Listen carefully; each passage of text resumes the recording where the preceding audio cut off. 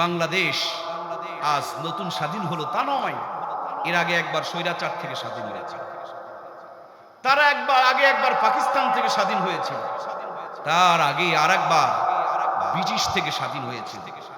ভাই, শিক্ষিত ভাইয়েরা, ভুল বললাম নাকি? ৮০ বছরে বাংলাদেশ স্বাধীন হচ্ছে চারবার। প্রথমে ব্রিটিশ থেকে, এরপর পাকিস্তান থেকে, তারপরে স্বৈরাচার থেকে, এরপর মাফিয়া এই ডোনদের থেকে। চারবার স্বাধীন হলো। এত স্বাধীনতা হয় কেন? এত স্বাধীন লাগে কেন? স্বাধীনতাগুলো যায় কি, যায় কোথায়? স্বাধীনতার এত দরকার পড়ছে কেন? মূল কারণটা হলো, যেই জালেমদের কাছ থেকে, যেই জুলুম থেকে জীবন দিয়ে রক্ত দিয়ে আমার দেশকে স্বাধীন করা হয়, পরবর্তীতে আর এক জালেমকে ক্ষমতায় বসানো হয়, যেখান থেকে উঠে এসেছে আবার আমার দেশকে তার চাইতে নিচে তারা নামিয়ে দেয়। কথা বলুন ঠিক কিনা?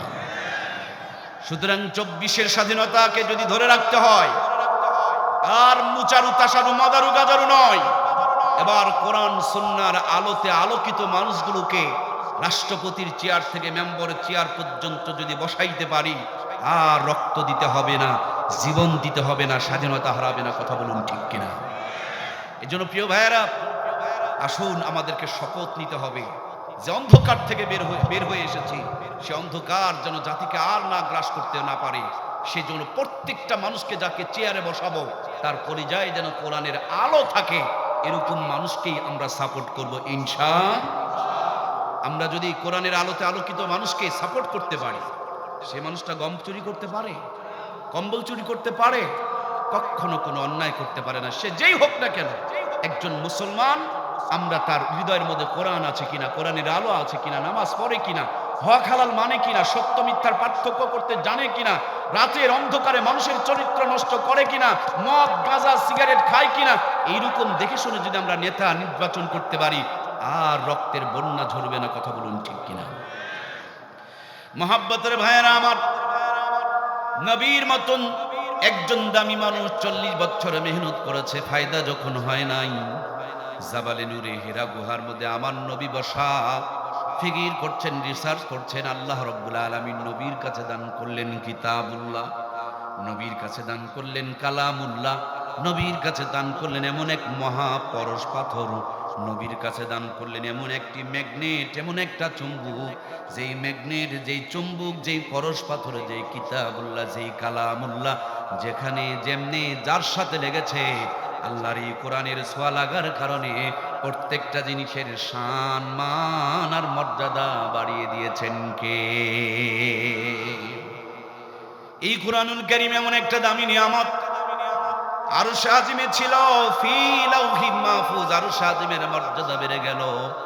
একজন ফেরেশতা নিয়ে আসলেন, মুআল্লিমুল মালাইকা, ফেরেশতাদের মাঝে তিনি সর্দার হয়ে গেলেন। এই কুরআনুল কারীম একটি পাথরের পাহাড়ে নাজিল হলো। সেই পাথরের পাহাড়কে আল্লাহ তাআলা আলোর পাহাড় জাবালে নূর বানিয়ে দিলেন। এই কুরআনুল কারীম একটি মুবারক মাসে নাজিল হলো। রমজানুল মুবারকের মর্তবা আল্লাহ তাআলা ৭০ থেকে ৭০০ গুণ পর্যন্ত বাড়িয়ে দিলেন। এই কুরআনুল কারীম একটি মুবারক রাত্রে নাজিল হলো। লাইলাতুল কদরি খায়রুম মিন আলফি শাহর।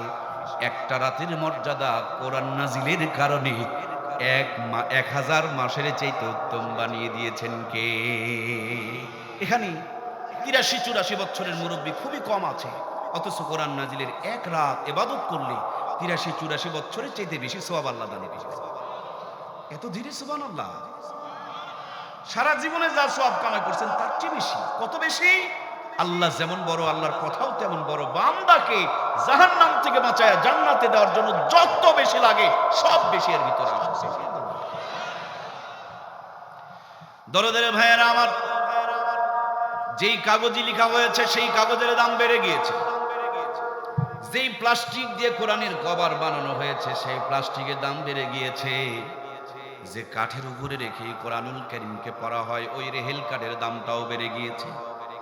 যেই সস্তা কাপড় দিয়া কোরআনের জুজদান বানানো হয়, ওই সস্তা কাপড় যদি জমিনে পড়ে থাকে মানুষ তুলে নিয়ে তারে চুমা খায়। এই কোরআনুল কারীম তখন শুধু দামি না, এখনকার জামানাতেও তাকিয়ে দেখেন কোরআন যারা সিনার মধ্যে ধারণ করার মতন ধারণ করেছে, এদেশের মানুষেরা তাদের ইজ্জতকে কেড়ে নেওয়ার জন্য হাজার হাজার মামলা মকদ্দমা মিথ্যা অপবাদ আর নাটক সাজিয়েছে। কোরআন আলাদের ইজ্জত কেড়ে নিতে পারে নাই। আজকের দুনিয়াতেও তাদের ইজ্জতকে আল্লাহ তাআলা আকাশচুম্বী বানিয়ে দিয়েছে। আল্লামা নামক একজন কোরআনের পাখি ছিল। আমার প্রিয় ভাইয়েরা, এত বড় একজন ভালো মানুষকে তারা হাজার হাজার মেয়েদের ধর্ষণকারীর মামলা দিয়ে দিয়েছিল। আমার কলিজার টুকরা ভাইয়েরা, মরা মানুষের কবরে গিয়া সেজদা করে আর জিন্দা জিন্দা আল্লাহর ওলিদের উপরে তারা নির্যাতন করে। আমার ভাইয়েরা, তিনি বলে গিয়েছিলেন, বাংলাদেশের আকাশে কালো অন্ধকার, মেঘ জমেছে, 16 বছর অন্ধকারে ঢাকা পড়েছিল দেশ। আবার তিনি বলে গিয়েছিলেন, বেশি নাড়াচাড়া করিও না, হালকা করে নাড়া দিলে মামু বাড়ি চলে যাবা। এখন মামু বাড়িতে দাওয়াত খাচ্ছে, ঠিক কিনা? একটা কথা নড়চড় হয় নাই। সেই মানুষটারে বানিয়ে দিলাম আমরা হাজার হাজার মেয়ের ধর্ষণকারী। ওদের কথায় যদি ঠিক হয়, এখন তো কন্ডম রয়েছে, মায়াবরী রয়েছে, তখন তো এগুলোর ব্যবহার ছিল না। যদি হাজার হাজার মেয়েকে, মানে কয়েক হাজার মেয়েকে ধর্ষণ করেছে, তাইলে অতগুলো সন্তান তার জন্মগ্রহণ করেছে। যার বেশি সন্তান তাকেই তো জাতির পিতা বলে। অল্প কয়েকটা সন্তানওয়ালা জাতির পিতা হইতে পারে না, ঠিক কিনা? কষ্ট নিলেন? কষ্ট তারাই পাবে যারা আছে ওদের দলে। আমি আমার প্রিয় ভাইদেরকে ইমানের খোরাক দিচ্ছি। কোরআনুল কারীমের মধ্যে চোরের কথা আছে, কোরআনে চুরি করার কথা আছে, কিন্তু করতে বলেছেন। এখন আমি যদি বলি চুরি করা যাবে না, চোর তো খুশি হবে। কথা বলেন না কেন? খুশি হবে। কোরআনে জেনা করার কথা আলোচনা আছে, জেনা কি করতে বলেছেন?